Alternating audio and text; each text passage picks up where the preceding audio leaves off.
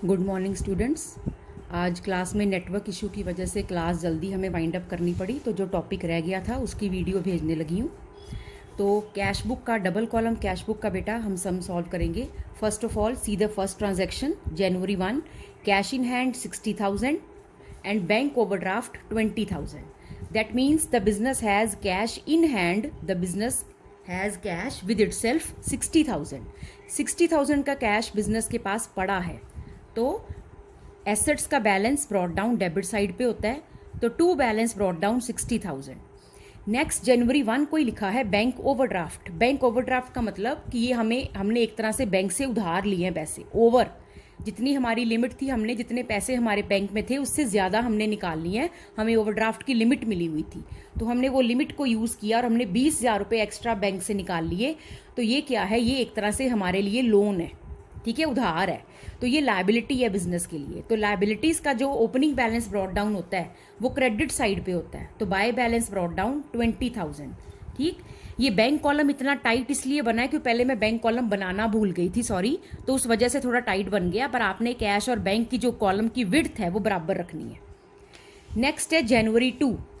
जनवरी 2 है goods sold to Amar for ₹20,000 at the rate 10% rate discount. अब ये क्या एंट्री है? देखो जनवरी 1 को तो कोई एंट्री ही नहीं होनी. ठीक, जनवरी 1 को तो कोई एंट्री नहीं होनी.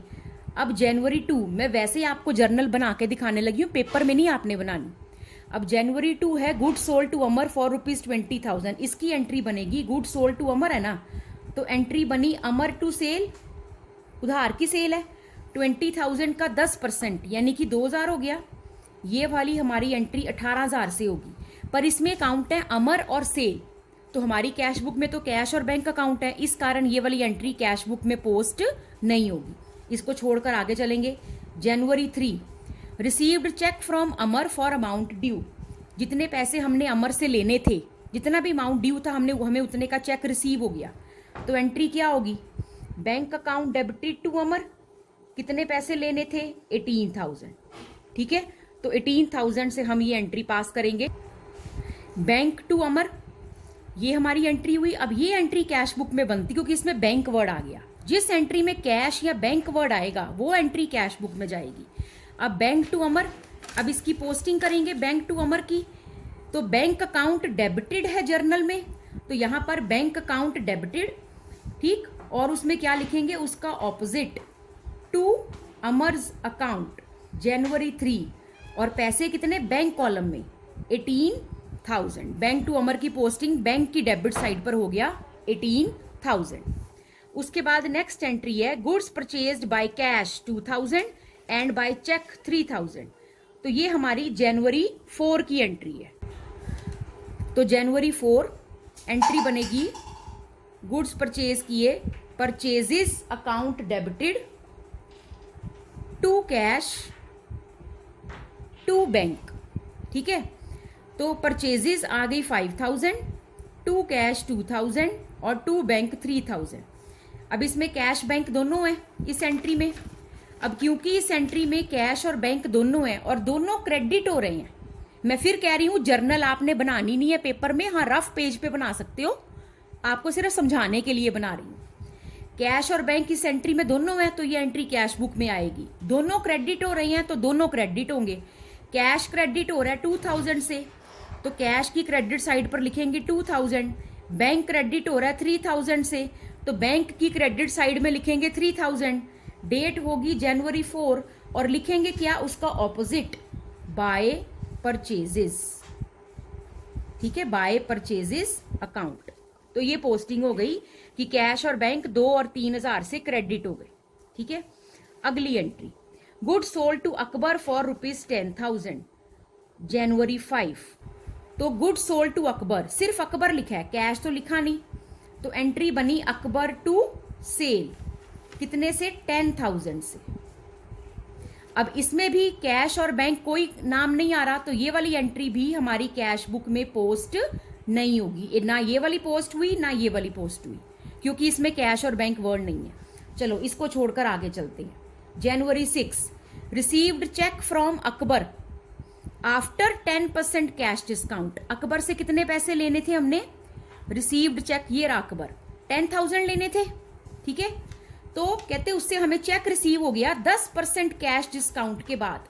इसका मतलब एंट्री बनेगी bank account debited, discount allowed debited, आपने शॉर्ट फॉर्म नहीं यूज करनी, टू अकबर। अकबर से लेने थे हमने 10,000 और 10% का हमने उसको कैश डिस्काउंट दिया। 10% का कैश डिस्काउंट मतलब 1,000 रुपए का उसको कैश डिस्काउंट दिया, 9,000 का हमें चेक मिल गया। एंट्री बनी bank debited, discount allowed debited, to Akbar. अब डिस्काउंट अलाउड और अकबर तो इसमें है नहीं, सिर्फ बैंक अकाउंट है, ठीक है, बैंक कॉलम बना हुआ है। तो बैंक अकाउंट डेबिट हो रहा है जर्नल में, यानी कि ये भी जर्नल ही है। तो बैंक की डेबिट साइड पर क्या लिखेंगे, हम लिखेंगे बैंक कॉलम में 9,000 और लिखेंगे क्या उसका ऑपोजिट, टू अकबर्स अकाउंट, ठीक है, टू अकबर्स अकाउंट। और पैसे कितने, 9,000, जनवरी 6, ठीक है। अब ये पोस्टिंग हो गई। उसके बाद अगली एंट्री है अमर्स चेक डिसऑनर्ड। कहते जो हमें अमर से चेक मिला वो डिसऑनर हो गया and bank debits ₹20 as charges. अब ये समझना ध्यान से, डिसऑनर का मतलब होता है कि शायद साइन नहीं मैच किए, या पैसे नहीं थे अकाउंट में, या चेक फटा हुआ था, या चेक पर कटिंग थी, उस वजह से वो चेक बाउंस हो गया। तो अमर ने हमें चेक कितने का दिया था, एंट्री देखो ये रही, बैंक टू अमर, हमें 18,000 का चेक दिया था, वो चेक जी कहते बाउंस हो गया। हमें जनवरी 9 को ये बात पता चली।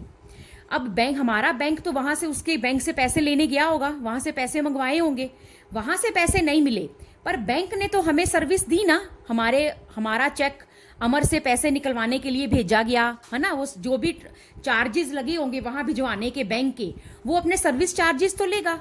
तो कहते बैंक ने 20 रुपए चार्जेस काट लिए, हमें पैसे मिले नहीं मिले वो हमारी किस्मत है कि वो चेक बाउंस हो गया। बैंक ने तो पूरी सेवा दी ना, अपनी पूरी सर्विस दी, बैंक ने अपने पूरे 20 रुपए काट लेने हैं। तो बैंक ने 20 रुपए काटे चार्जेस के। अब वैसे अगर मेरे को ये पैसे मिल जाते तो मेरे को ये 20 रुपए इतने चुभते ना, ठीक है, अगर ये पैसे मुझे मिल जाते तो मेरे को ये 20 रुपए ना चुभते कि चलो चेक आया 18,000 का, चार्जेस मैंने सह लेने थे। पर जब पैसे ही नहीं आए फिर मैं ये 20 रुपए नहीं सहूंगी, फिर बिजनेस क्या करेगा। अब हमने अमर का जो चेक बाउंस हो गया उससे 18,000 रुपए दोबारा लेने ही है हमने, अब उसको दोबारा डेटर बनाना है। तो ये 20 रुपए भी हमने अमर से ही वसूलने हैं क्योंकि अमर की गलती थी। अब वो दोबारा हमें चेक देगा, हमें तो दोबारा 20 रुपए पड़ेंगे, तो हम बार बार थोड़ा ना 20 रुपए सहते रहेंगे। 20 रुपए हम सहेंगे, वो एक्सपेंस बनकर, डेबिट और एक्सपेंसेस बनकर हमारी बुक्स में आएगा, पर शर्त है कि वो चेक के पैसे मिलने चाहिए। अगर चेक के पैसे नहीं मिले, हमने वो पैसे नहीं सहने अपनी बुक्स में, डेबिट और एक्सपेंसेस उसको नहीं करना। तो अब चेक डिसऑनर हो गया। जब चेक डिसऑनर होता है, ये मैंने जर्नल में भी बताया हुआ है, हम उस एंट्री को रिवर्स कर देते हैं। तो चेक मिलने पर आपने एंट्री की थी बैंक टू अमर, ये दूसरी एंट्री। अब हम इसको रिवर्स कर देंगे, जनवरी 9 को हम एंट्री कर देंगे अमर टू बैंक, ठीक है, कितने से, 18,000 से। पहले तो हमने उस एंट्री को रिवर्स कर दिया। उसके बाद जो 20 रुपए बैंक ने हमसे चार्जेस काटे, इस 20 रुपए के लिए भी हमने अमर को ही डेटर बनाना है, हमने अमर से ही वसूलने हैं। तो आप दोबारा भी एंट्री कर सकते हो, अमर को डेटर बनाया, अमर अकाउंट डेबिटेड टू बैंक, चाहो तो एक ही एंट्री कर दो, इसी में 20 रुपए डाल दो, 18,000 20 रुपए। तो एंट्री बनी अमर टू बैंक 18020। तो Amar to bank, bank account credit हो रहा है, तो इधर एंट्री आएगी 18020, यहां पर आएगा बाय अमर, ठीक है, अमर्स अकाउंट, डेट जनवरी 9। उसके बाद नेक्स्ट जनवरी 11, कहते अकबर का जो चेक था वो ऑनर हो गया, ठीक। अकबर का चेक कहां मिला था हमें, ये रहा, यहां पर जनवरी 6 को हमें अकबर का चेक मिला था 9,000 का। कहते वो ऑनर हो गया, ऑनर मीन्स उसकी पेमेंट हमें मिल गई। And bank debits ₹10 as charges. हाँ, ये अब मुझे पेमेंट मिली है, इसके 10 रुपए मैं अपनी बुक्स में debit all expenses and losses का रूल लगा के अपनी बुक्स में डेबिट करूंगी। पिछले मैंने अमर में को डेटर करके अमर में डाले थे ना, हाँ ये पैसे मुझे मिल गए हैं, अब ये 10 रुपए मेरे को नहीं चुभने क्योंकि मुझे पैसे मिल गए हैं। अब ये पैसे सहना मेरी जिम्मेवारी है।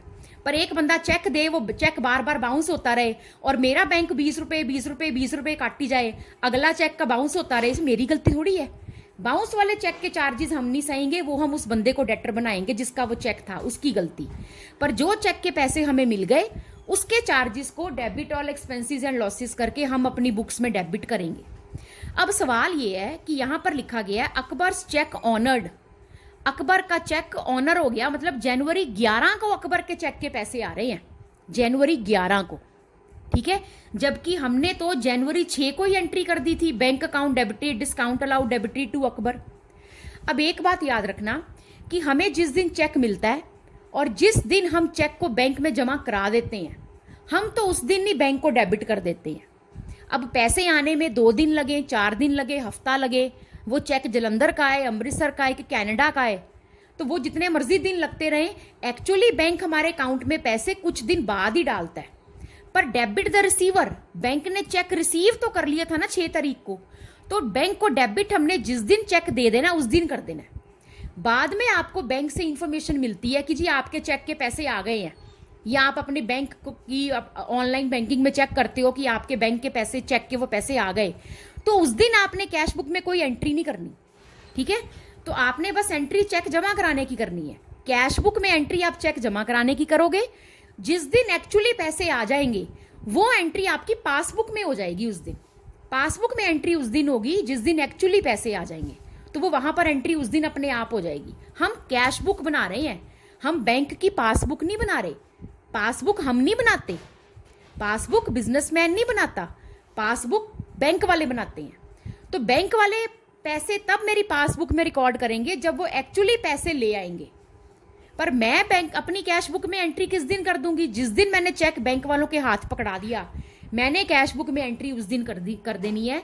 तो जनवरी 11 की एंट्री मैं जनवरी 6 को कर चुकी हूँ चेक जमा कराने की। अब जो लिखा ना कि अकबर के चेक के पैसे आ गए, अब तुमने कुछ नहीं करना इस लाइन का। अब ये एंट्री पासबुक में होनी है, बैंक करेगा, कैश बुक से इसका कोई लेने देना नहीं। हाँ, बैंक ने 10 रुपए काटे हैं, वो चार्जेस की एंट्री आपको करनी पड़ेगी। तो वो आपकी जनवरी 11 की एंट्री होगी, bank charges account debited to bank. कितने रुपए? 10 रुपए। इसकी तुम पोस्टिंग करोगे। बैंक क्रेडिट हो रहा है तो क्रेडिट साइड पर 10 रुपए बाय बैंक चार्जेस अकाउंट, ठीक है। डेट है जनवरी 11 और यहां पे 10 रुपए आ जाएंगे। हाँ जी, अब देखो last entry, deposit all cash in bank except ₹10,000। कहते सारा कैश बैंक में जमा करा दो, एक्सेप्ट मतलब 10,000 के अलावा, मतलब 10,000 को छोड़ के जितना तुम्हारे पास कैश बनता है वो सारा बैंक में जमा करा दो। सबसे पहले देखो कि आपके पास कैश है कितना। ये रहा आपका कैश कॉलम, ठीक है। तो कैश कॉलम में डेबिट साइड पर आपके पास 60,000 है, ठीक है। और इस तरफ अगर मैं देखूं तो आपका सिर्फ 2,000 ही खर्च हुआ, तो 60 में से 2 गए, 58,000 का कैश आपके पास है। वो कह रहे हैं 10,000 छोड़ के बाकी सारा जमा करा दो। यानी कि हम लास्ट लाइन लिखेंगे जनवरी 31 बाय बैलेंस कैरिड डाउन। 10,000 कहते अपने पास रखो, तो 60 में से 2 तो खर्च हो गया, 10,000 अपने पास रखना है। तो 60 में से 2 गए 58, 10 गए उसमें से, तो 48,000 आपने बैंक में जमा कराना है। दोबारा समझो, बोला था कहते सारा कैश बैंक में जमा करा दो 10,000 छोड़ के, 10,000 अपने हाथ में रखो, बाकी सारा कैश बैंक में जमा करा दो। तो पहले हम देखते हैं हमारे पास कैश है कितना। बस ये 2 ही एंट्रीज हुई हैं। 60,000 का क्या था आपके पास कैश था, 2,000 खर्च हो गया, तो आपके पास कैश है कितना? 58,000। 58 में से 10,000 कहते रख लो अपने पास, बाकी बैंक में जमा करा दो। तो 10,000 का मैंने बैलेंस रख लिया अपने पास, ठीक। 58 में से 10 रख लिया, बाकी 48 बैंक में जमा करा दो। तो बैंक में जमा करवाने की एंट्री क्या होती है? अब आपकी जनवरी 31 की एंट्री क्या होगी? Bank account debited to cash, और ये कितने से होगी? 48,000 से। बैलेंस की कोई एंट्री नहीं होती, ठीक है। ये बैलेंस को जर्नल एंट्री नहीं होता, एंट्री ये है। अब आपने पैसे बैंक में जमा कराए तो क्या एंट्री होगी? Bank account debited to cash account. तो कैश अकाउंट क्रेडिट हो रहा है, तो कैश अकाउंट की क्रेडिट साइड में 48 आ गए, और लिखना क्या उसको ऑपोजिट, बाय बैंक जनवरी 31, ठीक है। अब जिस एंट्री में बैंक और कैश दोनों अकाउंट हो, और दोनों ऑपोजिट साइड पर हो, एक डेबिट हो रहा हो और दूसरा क्रेडिट हो रहा हो, उस एंट्री को कॉन्ट्रा एंट्री कहते हैं। तो ये कॉन्ट्रा एंट्री बनी, यहां पर सी लिखा। अब बैंक अकाउंट डेबिट हो रहा है तो बैंक अकाउंट की डेबिट साइड में 48,000 आएंगे और उसमें उसका ऑपोजिट लिखेंगे टू कैश अकाउंट, ठीक है, जनवरी 31। अब यहां पर भी सी लिखेंगे क्योंकि ये कॉन्ट्रा एंट्री है। अब कैश अकाउंट तो देखो आपका टोटल हो गया 60,000 आपका टोटल हो गया। अब हमने क्या करना है, अब हमने बैंक कॉलम का क्या करना है, बैलेंस निकालना है। अब बैंक कॉलम का बैलेंस निकालने के लिए पहले बैंक की डेबिट साइड को प्लस किया, ये टोटल आ गया 75,000। अब 75,000 में से ये साइड बड़ी है, ये 1 2 3 4, ये 4 माइनस किए तो आपका आंसर आता है 33,970 और ये भी 75,000, नीचे डबल लाइन लगाई और इस तरह आपका टोटल आ गया।